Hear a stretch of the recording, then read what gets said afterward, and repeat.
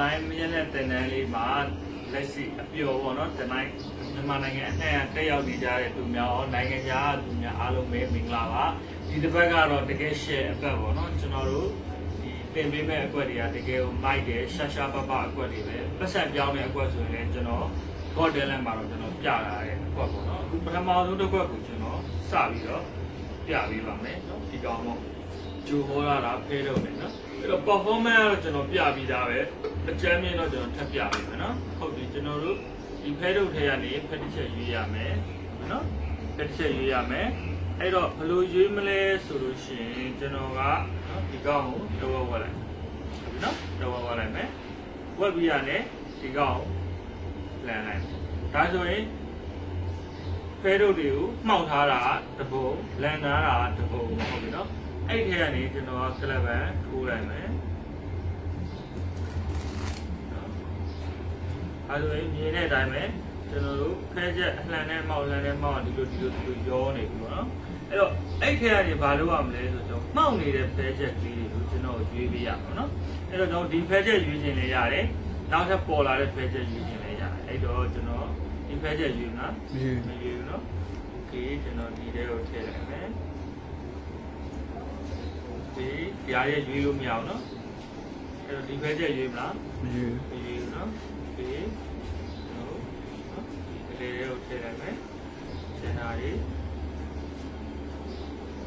know, the pleasure goes you know, I don't know the pedal and amount of mamma, the pedal the togu when she like it, no? The pedal is not in my two horror, no? Two horror, space check him, no? Space check. We are value Tangilia. We are two cents. How did the total and then even copy 8 qualities of the even 8 quickly guard general 2 and 2 check out how space good to Yava, pay space good to Totava. Hello, do you see me there, Chima? The word shoe labor. The word should be on the ground to plan. Plan we all. The gown Tatalai, Pidane, no? Dana, the Lupian, no? Paying the gown of you, Puilai, the Lupuilai, the gown you slam me Puilai, no? And the Jarama to harmony, no? Harney, don't the mark Pedro, General Tera Luyare, no? The Biagan Pedro, don't Tera Luyare, hope you sweat to be, you know, sweat to be. Yeah, the Malidi and later by a Landy, no? Landy, a fire with Jody to a red yard, no? You know, Peter Macho, the watch home, so you child, you the watch hula. Children come out, the Jaya honey account, you know, Chulay, you know? The Mali, you know, break them Matilda, how you do a time upon the bone routine, eh? A much, you know, the Annie down to the plan. Manager. DJ Mapupi dollars, no? Caravan 2 like to the Chaga generally go long now, Manila. No? There's no doubt about the Gales or Apollo Martin. I don't. You might Caravan 2 needed again, need a Yaliva, if I feel like, no? Caravan 2 needed to know your garment, the guard or the Kainet Miara, not the Pedro goes in Orua, Diva Malatan, Diva Malanyu, Diva Malama, Diva Ma. Let it in told you when the fellow do you die. I don't demand in Joe the Lamaria Lumne. Lamaria Lumne. I Lama the Baluan, the go, but it didn't charlie idea. The Galavan only never down 2 letters or throw me out. I did Joe pray the God, let you know that you develop my sheet. Don't you told me out. The Yaba Pedro would be really kind of I don't matter what the Obaga Lama would be alone in me out there. The Dilozo to me on and there. No, I don't know what to know what Tibago do July, pray that would become my car into it. Paying Joe, Mana the Chechen, the Lama the Chechala, Obaga Lama Chala, out the Jana Chala. No, Apollo the check out, you know, she Pay totally, you know, you got bored, you know. Totally, you know, you got a lega, Dinialo Yao, down Sura. Monsieur, you live for that, you know. No, hello, Mapo, you know, the night, no, the အပေါ်ဆုံးကျွန်တော်တို့နော်တစ်ချက်လောက်ပဲကျွန်တော်တို့ပေါ်ပါလိမ့်မယ်ဒါမျိုးလေးနော်ပြီးရတဲ့ကျွန်တော်တို့ဒီထဲကိုထိုးထည့်လိုက်အဲ့တော့သူတို့ရဲ့အမြင်မှာဒီဖဲထုတ်ထဲမှာပေါ့နော်သူတို့ရဲ့အမြင်မှာဘာဖြစ်နေလဲဆိုတော့အလံမောက်တွေရောပါတယ်အမှန်တော့ဒီတစ်ချက်ကလွဲရင်ကျန်တာတွေအကုန်လုံးကအလံနေပဲဖြစ်တယ်နော်ဟုတ်တယ်နော်အဲ့ဒါကိုကျွန်တော်ကဟန်လဲကျွန်တော်ဒီလိုမျိုးကျွန်တော်ထိုးထည့်လိုက်ဟုတ်ပြီအဲ့တော့ဒီမှာနောက်တဲ့ပညာတစ်ခုကဘယ်လိုဝင်လာလဲဆိုတော့ကျွန်တော်တို့ဒီဖဲချက်ကိုနော်ဒီအထဲကိုဒီကောင်ပြန်ထည့်တဲ့အချိန်မှာအမှန်တော့ဒီတစ်ချက်ကိုပဲထည့်တယ်ဟောတာဒီလက်တန်းနဲ့ပေါ့နော်ကျွန်တော်ဒီလက်မနဲ့ဒီနားရတယ်နော်ဒီလက်မနဲ့ကျွန်တော်ဒီလိုနှစ်ချက်လောက်မှာလိုက်နော်မှာပြီးတော့ကျွန်တော်ဒီဘက်ကနေဆွဲပြီးတော့ဒီအနောက်ကထည့်တော့ဒီလိုထည့်တယ်အရှိရကြည့်တော့ဖဲကအလဲထဲဝင်သွားလို့ဖြစ်နေဟုတ်လားဟုတ်တယ်နော်အဲ့လိုလေးကျွန်တော်ထည့်လိုက်တယ်ပြင်ဒီကောင်မယူဘူးမလားဆိုတော့ဒီထဲထည့်မယ်ပြီးရင်နောက်တစ်ခါနှစ်ချက်လောက်ပေါ့နော်နှစ်ချက်လောက်ကိုမှနော်ဒီလိုလုပ်ပြောရင်တော့ပထမတော့တစ်ချက်ပေါ်လာလိုက်နောက်တစ်ခေါက်ကနှစ်ချက်ပေါ်လာလိုက်ဒီလိုချိန်မျိုးဆိုတော့နည်းနည်းများများလေးနော်များလေးမလိုက်နော်ဒါဆိုရင်သူတို့ရဲ့အမြင်မှာကျွန်တော်တို့ကအလံမောက်တွေကနော်ဒါမျိုးလေးတွေပေါ့ပြီးတော့မှအမောက်တစ်ချက်လာမယ်ပြီးနောက်တစ်ခေါက်နှစ်ချက်လောက်ပဲမှာပြီးတော့နော်နှစ်ချက်လောက်ပဲမှာပြီးတော့နော်ဟုတ်ပြီနော်ဟောတယ်အဲ့တော့သူတို့ရဲမဲ့အချိန်မှာကျွန်တော်ကဒီတဲ့ချက်ပဲဘယ်ချိန်ရဲရတာပဲဖြစ်တယ်နော်အဲ့တော့ဒီမှာအနီးကပ်လေးပြန်ပြမယ်ဆိုရင်ကျွန်တော်နောက်ကမြင်ရတယ်ခေါင်းနှစ်ချက်မှချင်းကျွန်တော်ဒါမျိုးလေးနှစ်ချက်မှလိုက်တာနော်အဲ့တော့အချက်အတိအကျဖြစ်ကြမလို့နှစ်ချက်ဖြစ်သွားရင်ဖြစ်သွားမယ်သုံးချက်ဖြစ်သွားရင်ဖြစ်သွားမယ်ငါးချက်ဖြစ်သွားရင်ဖြစ်သွားမယ်ဒါမှတာမန်လူတော်တော်များများ3-4ခေါက်ဆိုကိုရွေးကြပါမယ်နော်အဲ့တော့ကိုကအတက်နိုင်တော့ပထမတစ်ခေါက်ကိုနှစ်ချက်လောက်မှနောက်တစ်ချက်ကို3ခါလောက်မှအဲ့လိုလုပ်သွားပြီးတော့ဒီအနောက်ကနေနော်ဒီလိုလေးထည့်ရနော်မတွေ့ရရှေ့ရဆိုရင်အနောက်ကိုတကယ်ဝင်သွားလို့ပဲလေနော်ဟုတ်ပြီနော်โอเคပါအဲ့တော့ကျွန်တော်တို့အဲ့ဒီနည်းနဲ့နော်ကျွန်တော်ကနောက်ဆုံးမှသူဒီချက်ရေးသွားပြီဆိုပါစို့နော်အဲ့တော့ကျွန်တော်နှိုင်ပြလိုက်တယ်နော် skate jet ပြီးလို့ရှိရင်ကျွန်တော်ဒီကောင်နော်ပြလိုက်ပြီးတော့မှဒီဖဲတွေကလည်းပဲကျွန်တော်ဒီလိုမျိုးလေးဆွဲချလိုက်အဲ့တော့အဲ့ဒီနေရာမှာကျွန်တော်တို့ကနည်းနည်းလေးခဏလေးစောင့်ပြီးတော့ငြိမ်နေလိုက်ပြီးတော့မှခုနကတော့ဖဲတွေအနှံမောက်ဖြစ်နေတယ်နော်ဆိုပြီးတော့ကျွန်တော်တို့ကအသာလေးဆွဲချလိုက်အဲ့ဆိုရင်သူတို့အံ့ဩပါလိမ့်နော်ဟုတ်ပြီဒါဆိုရင်တော့ကျွန်တော်တစ်ခွက်ပြီးပါပြီအဲ့တော့နောက်တစ်ခွက်ပြပေးပါမယ်နောက်တစ်ခွက်ကတော့ကျွန်တော်တို့နော် prediction ပေါ့နော်ဟောဒီမှာကျွန်တော်ဒီမှာခုနလိုပဲ prediction တစ်ခုထပ်လုပ်ထားတယ်နော်ဒီ prediction လေးကဘာကောင်းလဲဆိုရင်ကျွန်တော်တို့ဒီ breakthrough ကိုနဲ့အချိန်ပေါ့နော်အချိန် okay နောက်ခုနအကွက်ကလေးကိုကျွန်တော်ပြန်သင်ပေးပါမယ်အဲ့တော့ကျွန်တော်ဘယ်လိုသင်မလဲဆိုရင်เนาะအရင်ဆုံးကျွန်တော်တို့ဒီမြင်းလဲပြတဲ့လူကအလဲမှာရောစထည့်ရမယ်အလုံးလေးတစ်လုံးအလဲမှာထည့်လိုက်မယ်သူဘယ်မှာထည့်မလဲသူကဒီထောက်ပေါ့နော်အဲ့ဖြစ်နိုင်ရဲ့၄ခုရှိရယ်ဒီနေရာရယ်ဒီနေရာရယ်ကျွန်တော်ကအပြင်ထောက်လို့ခေါ်တယ်เนาะအပြင်၄ထောက်မှာသူထည့်မလားဒါမှမဟုတ်ဒီနေရာလေးတွေမှာသူထည့်မလားဆိုပြီးတော့ဖြစ်နိုင်ကြီးက၈မျိုးရှိရယ်၈မျိုးမှာနှစ်ပိုင်းပဲပိုင်းလိုက်เนาะအဲ့တော့ तू ကဒေါင်းကိုထည့်တယ်ဆိုကြပါစို့နော် तू ကဒီဒေါင်းမှာချက်ချေကထည့်တယ်အဲ့တော့နှစ်မျိုးပြပြီမယ်နော်ကျွန်တော်ခုနပြောသလို तू ဒီလိုဒေါင်းလေးတွေမှာအဆက်ကလေးပဲချလိုက်မယ်ထည့်နိုင်တယ်လို့ဒီအလဲမှာ तू ထည့်နိုင်ဟုတ်တယ်နော်အဲ့တော့ तू ကတော့အမြဒီလိုဒေါင်းမှာထည့်လိုက်ရင်တော်လကောင်းဒါမှမဟုတ် तू ကအလဲမှာထည့်မယ်ဥပမာဒီအလဲပေါ့နော်အလဲဆိုဒီနေရာ၄ခုပြောတာနော်ဒါသာနှစ်ခုဖြစ်နိုင်ချေပြောတာအဲ့လိုဖြစ်ခဲ့ရင်ဒေါင်းမှာထည့်တဲ့ကောင်ဆိုရင်ကျွန်တော်ကဘာလုပ်ရလဲဆိုတော့ဒီအလဲကိုပို့နော်သူတို့ဒီဒေါင်းမှာထည့်ရင်စန့်ကျင်ဘက်အလဲကိုပို့ဥပမာအလဲဆိုတဲ့နေရာမှာကျွန်တော်တို့ကသူ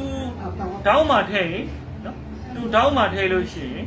သူ့ကိုကျွန်တော်တို့ကဘာလုပ်ရလဲဒီဘက်အလဲလိုင်းကိုရအောင်သူ့ရဲ့အောက်တလိုင်းကနော်ဒီအလဲလိုင်းကိုရအောင်ဟုတ်ပြီနော်အဲ့တော့ကျွန်တော်ကဒီမှာအလုံးထည့်လိုက်ရင်သူဘယ်မှာလာထည့်မယ်ဆိုရင်သူဒီမှာလာထည့်ဟုတ်ပြီနော်အဲ့လိုတစ်ဆင့်ပြီးလို့ရှိရင်ကျွန်တော်ကသူ့ဘာပြန်လုပ်ရလဲဆိုတော့သူ့ကိုစန့်ကျင်ဘက်ကိုကျွန်တော်တို့ပြန်ပို့ပေးရတယ်နော်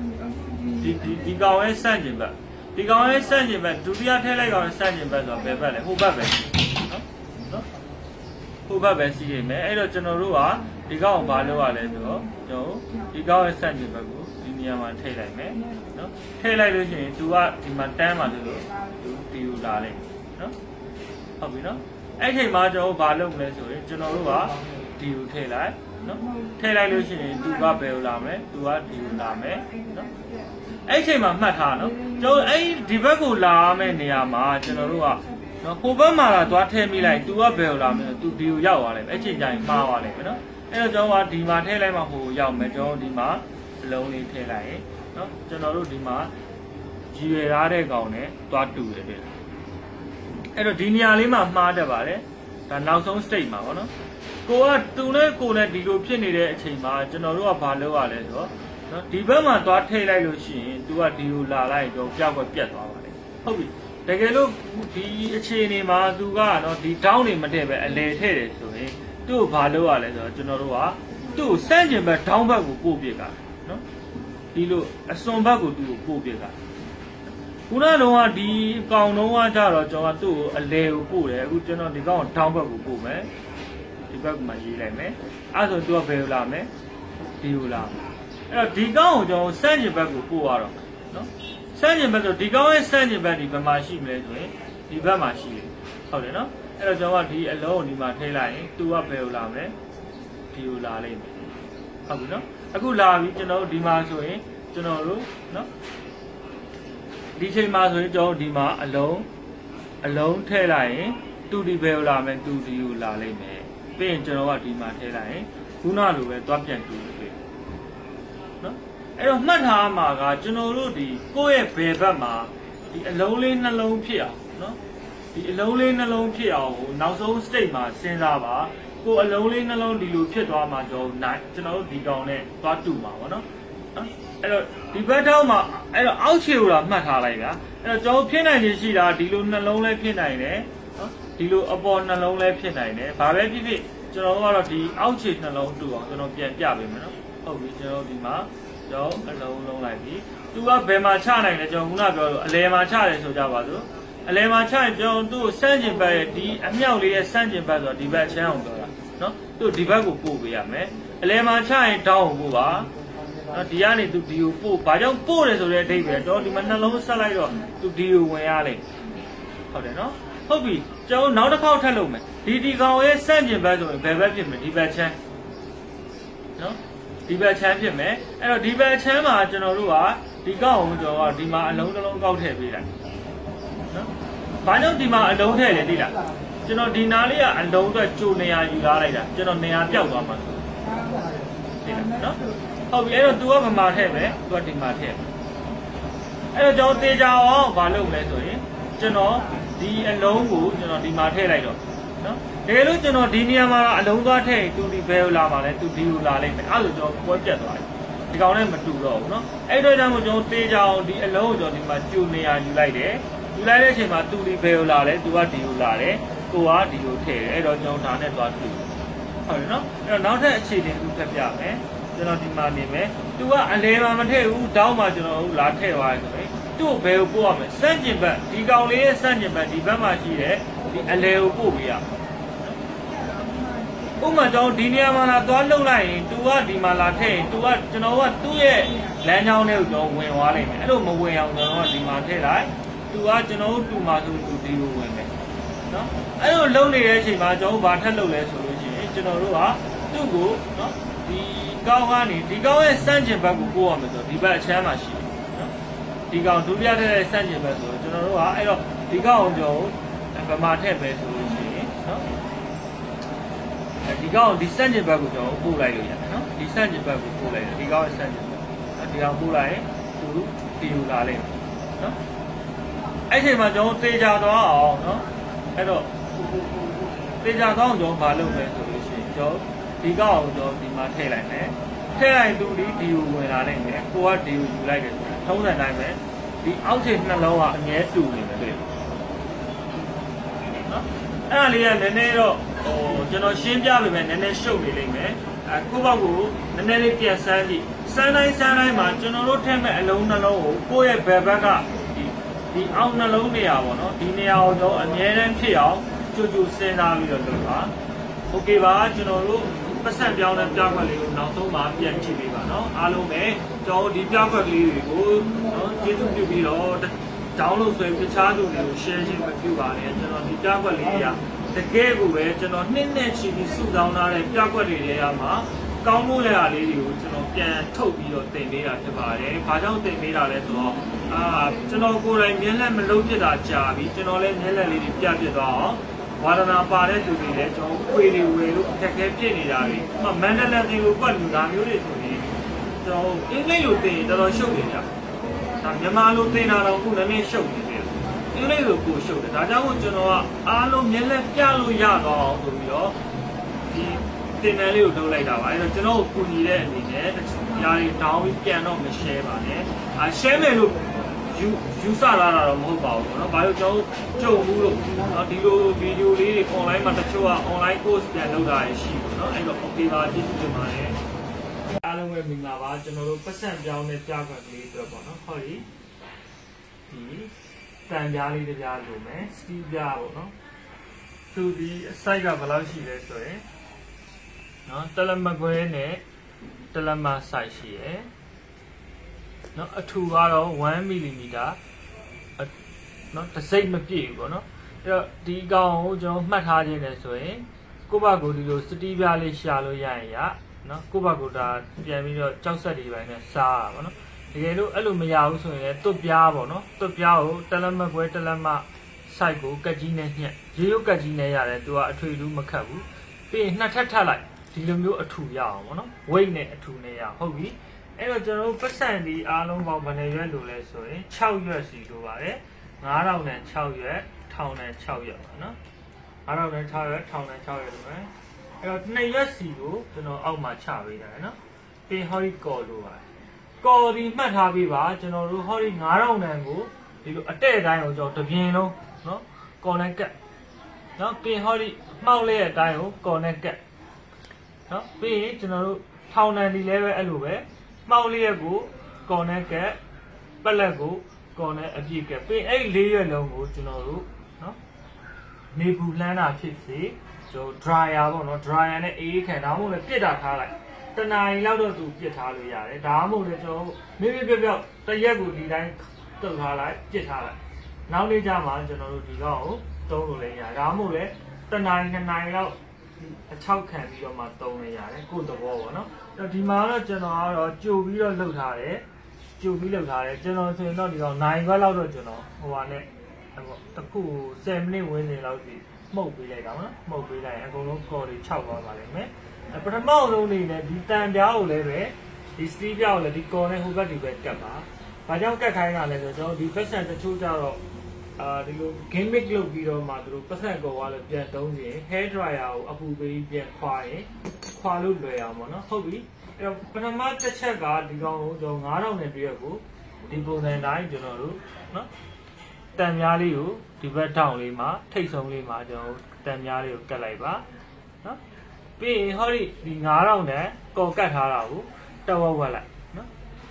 တဝက်ဝက်လိုက်နော်အဲ့တော့ဒီလိုအတက်ရှိနေတဲ့အချိန်မှာကျွန်တော်ဒီကောင်ကိုဒီလိုဖြစ်နေရမှာနော်အဲ့တော့ကျွန်တော်ဒီကောင်ကိုဘယ်လိုလုပ်မလဲဆိုရင်နော်ဒီကော်ကတ်ထားတဲ့ကောင်အဲ့တော့ကျွန်တော်ဒီကောင်ခဏဖယ်လိုက်တော့မယ်နော်ကောင်ဖယ်လိုက်တော့မယ်ကော်ကတ်ထားတဲ့ကောင်တတိချာချာလေးပေါ့နော်ကျွန်တော်တို့ဒီ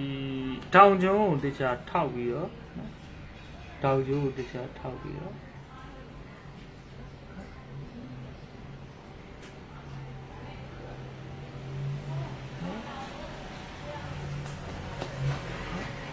ဟောဒါဆိုရင်ကျွန်တော်တို့ဒီတောက်မှာကျွန်တော်တို့နော်တေတက်လေးသူကတ်သွားပါဟုတ်ပြီနော်အဲ့တော့ဘာကြောင့်လေတလက်ခံတာလဲဆိုရင်ကျွန်တော်ကော်ရီကလေလိုက်ကတ်မနေအောင်မတွေ့ဒါဆိုရင်ကျွန်တော်တေတက်လေးကတ်လိုက်တဲ့အတွက်သူ့ဘက်သူမြန်နေတယ်နော်ပြီးနည်းနည်းလေးကျွန်တော်ဒီကောင်တေတက်လေးဖြစ်အောင်ဖိလိုက်အဲ့တော့ဒီကောင်ဒီနော်ဘာဒီတစ်ခါကျရင်ကျွန်တော်ကရှင်းပြနေလို့အနောက်ကိုသွားကတ်နေနော်ဒီကောင်ဒီတဝက်ချိုးတာတယ်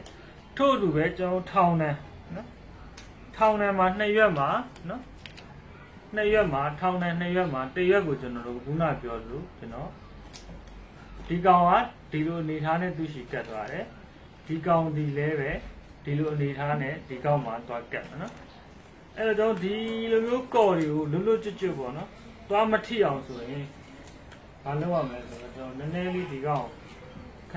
ဏကာရလိုက်ပေါ့နော်ခဏကာရလိုက်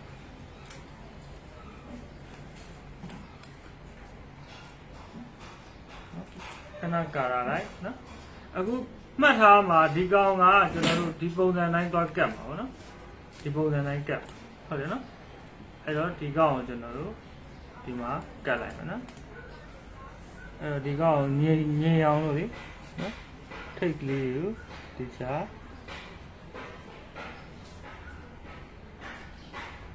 နော်ဒီချာချလိုက်โอเคဒါဆိုရင်ကျွန်တော်တို့နော်ပတ်စံ2ရက်ကိုကျွန်တော်ဒီလိုကတ်လိုက်ပါပြီနော်ဟုတ်ပြီနော်โอเคဒါဆိုရင်ကျွန်တော်တို့ပတ်စံ2ရက်ဒီပုံစံတိုင်းလေးသူတို့အောက်မှာဒီတော့သွားကတ်ပြီးတန်ပြားကဒီကြားထဲမှာရှိနေမယ်နော်ဟုတ်ပြီနော်ပြီးရင်ကျွန်တော်တို့ဘာလုပ်မလဲဆိုရင်ခုနကတော့ထောင်တယ်ဒီလိုအတဲ့ပေါ့နော်ဒီလိုအတဲ့ကိုကျွန်တော်ဒီအပေါ်ကနေအုပ်လိုက်အဲ့ဂင်းမစ်ပြီးပါတယ်နော်အဲ့တော့ကျွန်တော်တို့စနစ်တကျလေးဖြစ်သွားအောင်ဒီဘက်ထောင်ကိုတခြားကြည့်မယ်အဲ့တော့ဒီကောင်ကိုတော့အတက်နိုင်တော့နော်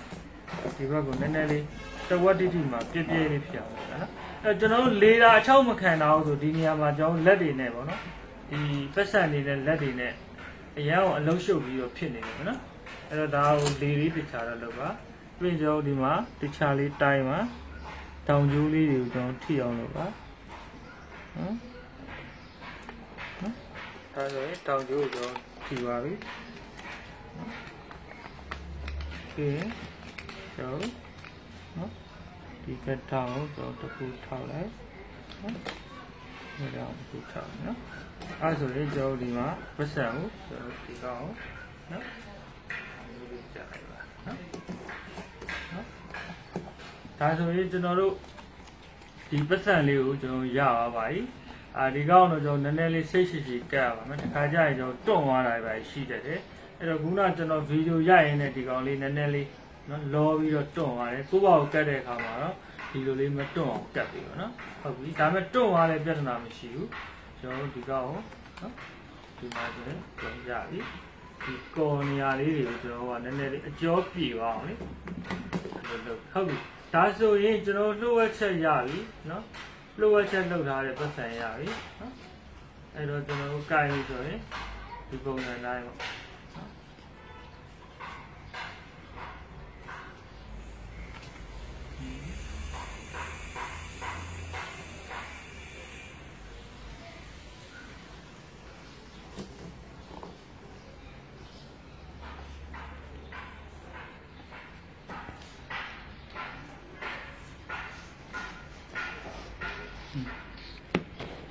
ဒီပုံစံတိုင်းရပြီနော်ဒါဆိုတော့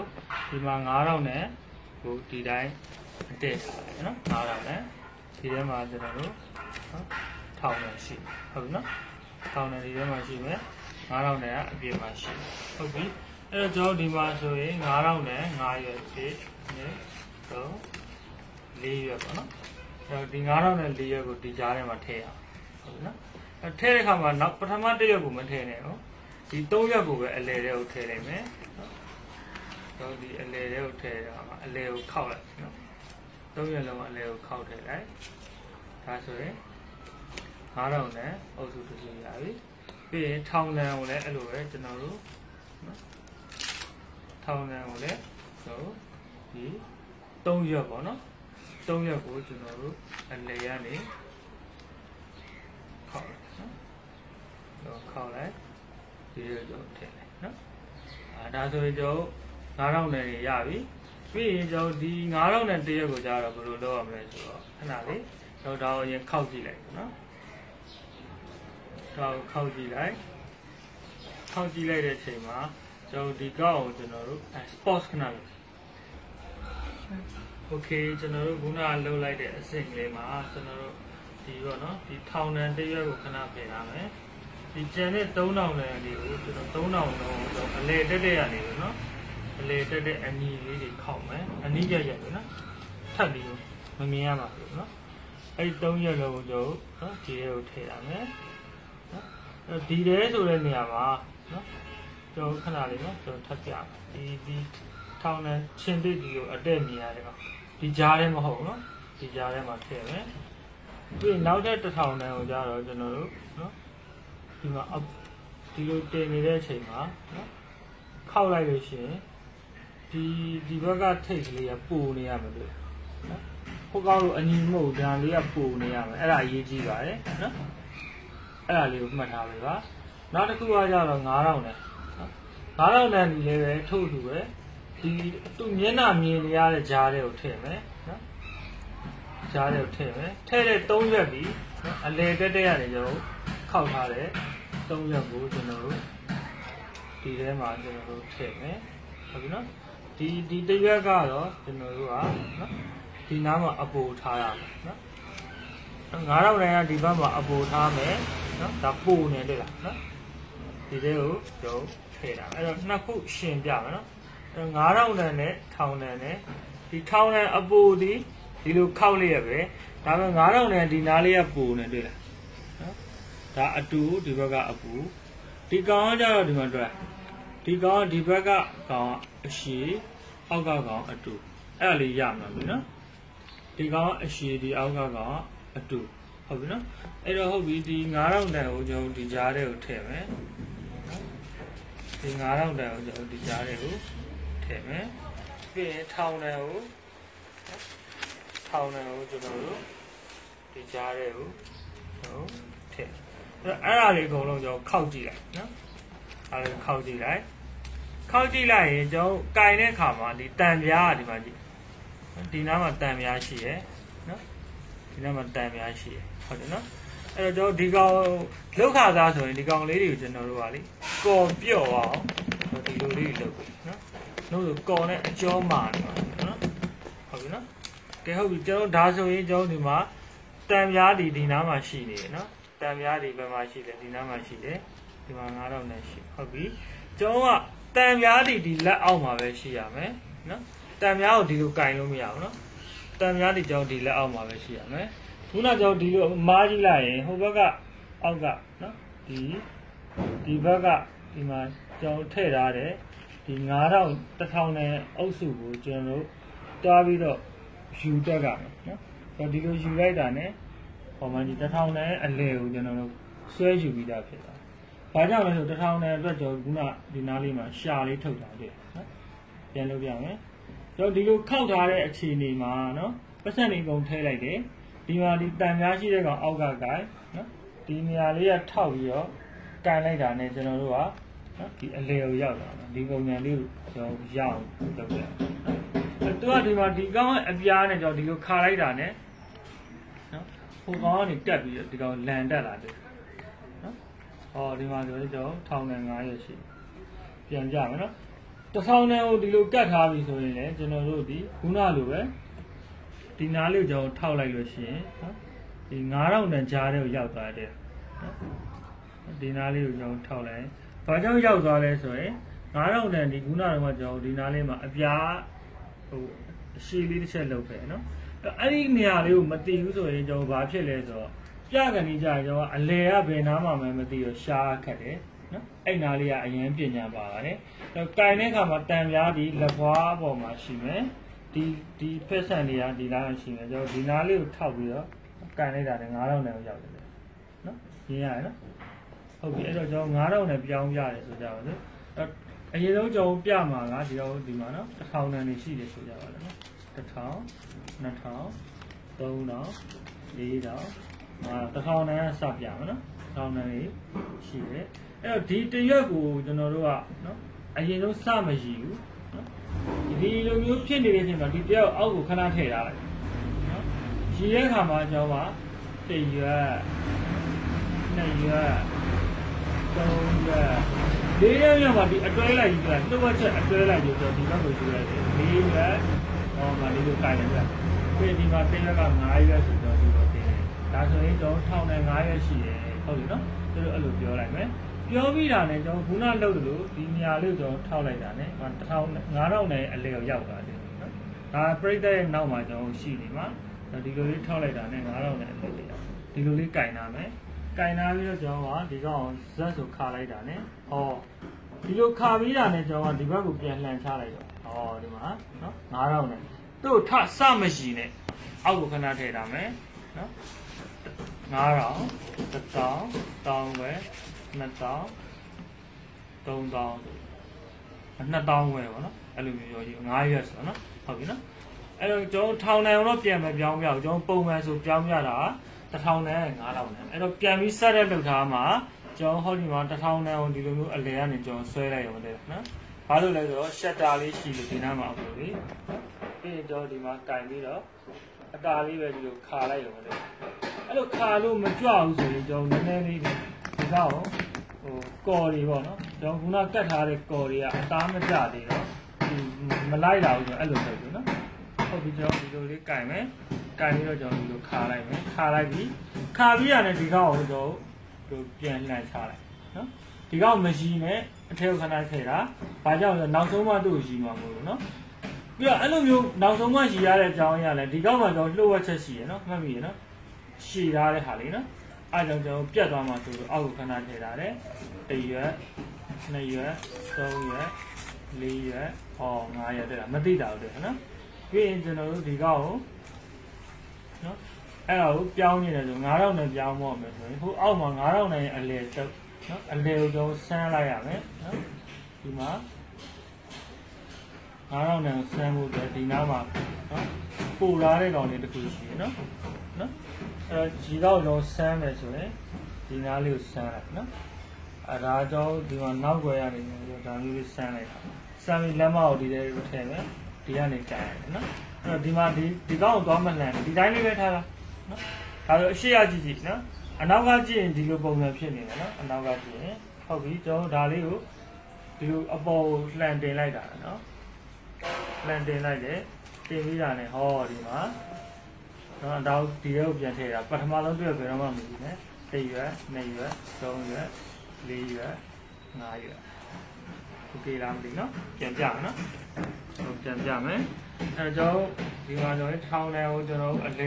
လဲဖြစ်အောင်ကျွန်တော်ခုနမှန်းထားတယ်ဒီအကောင်လေးကိုကျွန်တော်ဒီလိုမျိုးနော်ဆန်းလိုက်မယ်နော်ဆန်းပြီးတာနဲ့ဒီလိုခါလိုက်တာနဲ့ဟောနော်အောင်မရှိနဲ့ဟို1ရွက်2ရွက်3ရွက်4ရွက်5ရွက်ဟုတ်ပြီနော်ကဲ9000နဲ့ပြောင်းနေပြီဆိုရင်ကျွန်တော်ထုံးတဲ့တိုင်းပဲဒီနောက်ကိုကျွန်တော်ဆွဲလိုက်မယ်9000နဲ့အလဲကိုရောက်ပါမယ်နော်โอเค1 2 3တောင်းမရှိနဲ့ထည့်တာ1ရွက်2ရွက်3ရွက်4ရွက်5ရွက်နော်အဲ့တော့ဟုတ်ပြီကျွန်တော်ဒါကိုအစာဆုံးနော်ကျွန်တော်ဆိုကြပါလို့ကျွန်တော်ဒီလိုပတ်စံအောက်ကိုပြုတ်ကြပါပြီဆိုကြပါလို့နော်ကျွန်တော်လေ့ကျင့်ရင်ဒီလိုပြုတ်ကြပါပြီဆိုပါလို့နော်အဲ့လိုပြုတ်ကြပါပြီဆိုပါဒါဆိုရင်ကျွန်တော်လောက်ရမှာအရင်ဆုံးလိုက်ရှာမှာကျွန်တော်ဒီကောင်လိုက်ရှာပါနော်ဒါမျိုးလေးလိုက်ရှာပါနော်ဒီ1000နဲ့အောင်ဒီလိုဖြစ်နေတဲ့ပုံစံလေးကိုကျွန်တော်အရင်လိုက်ရှာပါနော်1000နဲ့အရင်ဖြစ်နေတဲ့ဒီကောင်ကိုကျွန်တော်လိုက်ရှာပြုတ်ကြပါပြီဆိုရင်ဘယ်လိုရှာမလဲ1000နဲ့အောင်အတက်ယူလိုက်ဒီလိုမဟုတ်ဘူးနော်ဒီလိုမဟုတ်ဘူးဒီလိုလေးအတက်ယူလိုက်နော်ရမလားဟုတ်ပြီအဲ့တော့အရင်ဆုံးလောက်ရမှာကကျွန်တော်တို့1000နဲ့5ရွက်လိုက်ရှာကျွန်တော်ခုနကအတူအရှိရှိတဲ့တရွက်ကိုလေဒီမှာတွေ့လားဒီတူရတဲ့နောက်ဆုံးမှထည့်နော်ပြီးရင်ကျွန်တော်ဒီကောင်ကိုကျွန်တော်တို့ကအလဲကနေလှုပ်ထားတဲ့ကောင်နဲ့အပေါ်တော့ဒီထဲကိုထည့်နော်ဒီထဲကိုထည့်ပြီးရင်ဒီကောင်ကိုကျွန်တော်တို့ဒီထဲကိုထည့်โอเคပြီးရင်ကျွန်တော်ဒီလိုပြီးရင်ကျွန်တော်တို့9000နဲ့နော်9000နဲ့ကျတော့ကျွန်တော်ဒီဘက်မှာအတဲ့ပဲခုနလိုပဲကျွန်တော်အရင်ဆုံးပတ်သက်တရွက်ဒီကျွန်တော်ရှေ့အောင်လုပ်ထားတဲ့တရက်ကိုလိုက်ရှာပါ